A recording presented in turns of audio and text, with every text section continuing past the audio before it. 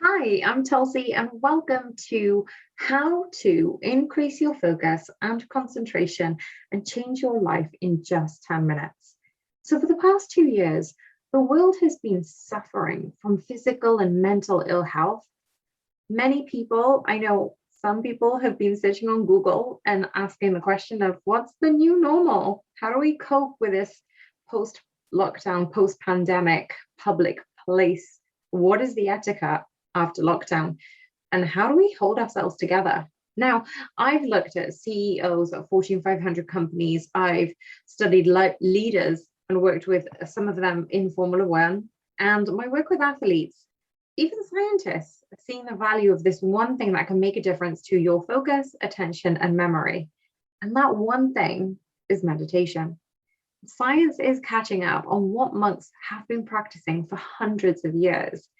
And in this short video, I'm going to share with you what science is saying about meditation and how you only need 10 minutes to change your life. And this is where I'm going to be sharing my methods on what works for me regarding my meditation and a few tips on the ways that you can use and adapt it to your specific needs. So stay tuned for those pointers. But first, for those who aren't new to my channel, please remember, hit the subscribe button, hit the notification bell, and apparently YouTube likes it, so it's important. So I'd appreciate if you liked this video and you want to hear more about tips and bits like that. Get in touch, subscribe. So let's get into it. I'm going to be honest here. For years, meditation wasn't really in my stratosphere. I picked up yoga, but I didn't really get that meditation part, especially when you get to the end of class and you're supposed to be laying there in Shavasana and chilling out. And I'd be staring at the ceiling and thinking, what do I need to do next for work? What do I need to do for my to-do list? What am I going to eat for dinner? Meditation is for those who are spiritual, monks, or proper yogis. That's not me. I wasn't willing to wake up at 4 or 5 o'clock in the morning to meditate, but I would go to the gym at 5:30 or 6 a.m. That was perfectly normal. But I knew I was struggling when it came to my anxiety levels. I was peaking in anxiousness and stress, and the workload was just getting on top of me. I was getting overwhelmed at work and I was hitting that ceiling where I couldn't sleep at night. And I would consecutively wake up at 2, 3, 4 o'clock in the morning. The thoughts would be racing through my head. And I'd wake up inevitably ready for work, but tired. I would lack concentration during parts of the day. And the sense of real exhaustion reached its peak, where I knew I wasn't giving my best. My energy reserves were low, and I was kind of trudging along and doing the bare essentials, but I really wasn't doing the best that I could do. And honestly, I didn't know what else I could do except reaching for help. So I began following guided meditations and specifically soothing sounds to ease me to sleep. So if I did wake up at, say, 2, 3 o'clock in the morning, I knew that music was still playing and it would eventually lull me back to sleep. All I knew is I just needed to quieten that internal chatter so I can just get back to sleep. And I did this for a few weeks, and I didn't realize that there are so many variations and so many methods and ways to meditate. And in fact, let me just be clear about this one thing. There is no right way or wrong way to meditate.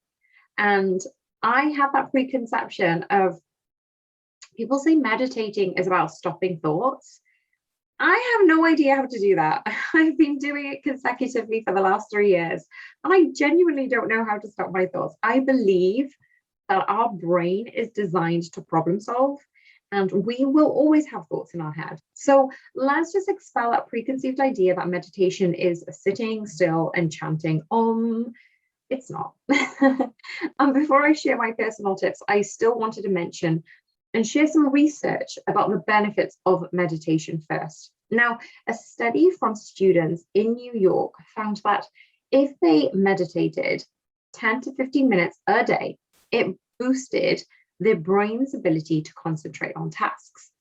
Binghamton University found a change in brain patterns, and that indicated that their brain had the ability to switch between the states of consciousness, which is where the mind wanders, and the state where it's focused. But the goal of concentration is it's a fundamental principle of self-growth. That's the whole point of concentration, right? And a Harvard study had also found that during an 8-week mindfulness course, those participants had made significant changes in their brain areas, especially in things like memory, sense of self, empathy, and stress. So meditation helps when the brain is clouded by depression and anxiety. There were researchers at Massachusetts General Hospital, and they reported that meditation produces changes over time in the gray matter of our brain. So participants had recorded the reductions in overall stress that was correlated directly to the decreased gray matter density in the amygdala. Now, that area plays an important role in anxiety and stress. So when we change the gray matter in our brain, we eventually improve the plasticity. And this threat center where the amygdala sits reduces the volume so we function and feel better. So that persists throughout the day. So it's not just during the time of meditation, it follows you around in this positive trance after the meditation. So our concentration, our mood, our memory increases, our anxiety reduces, and overall, we're healthier. So taking 10 minutes to improve your quality of life really is a no-brainer. And science has validated those who work in corporate environments, especially, to show that they have an increased focus and reduce their mind wandering by an astonishing 14%. So if you're new to meditation or you've dipped in and out of it, what tools you can use to help concentration, mood, and lead a healthier life? Well, meditation can start to take those steps. Take just 10 minutes just to bring awareness to your breath. You can simply stay in a seated position, put some instrumental music on, focus on your breath. And maybe another method is to recite a mantra or tell yourself some valid, truthful affirmations. And this just focuses your mind on concentrating on that one thing. So if your mind does wander, come back to that mantra.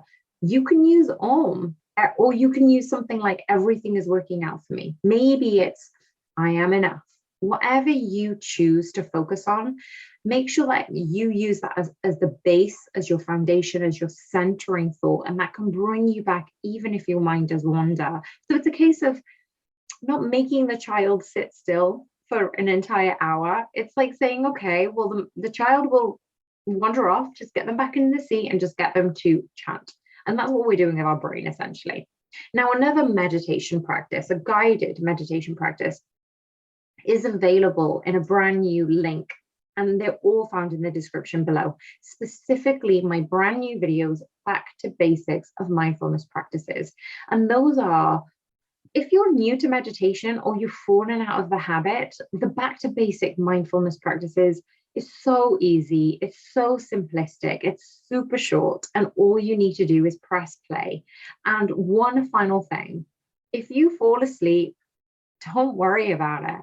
It can happen when your body is feeling in that state of peacefulness, calm, relaxation. It's just your body's way of telling you that you need rest, and that's okay. So taking 10 minutes will increase your focus, your energy, and you'll be able to see those effects internally, as well as how you tackle and navigate situations within your workspace. Okay, 20 minutes is ideal, but just start with 10 to 15 minutes works too. And the goal is to just journey inwards, to delve deeper into the awareness, to improve your concentration. And when you feel the benefits, you're going to see the differences in your focus. And you will certainly, like me, be wondering why you hadn't started this earlier. But if you liked this video, I would appreciate it if you could hit the like button, and please do share it with your family and friends if you found it useful. If you're not already subscribed, please do subscribe to my YouTube channel. I will see you very soon for some more tips about focus, productivity, concentration, and how to avoid that dreaded burnout.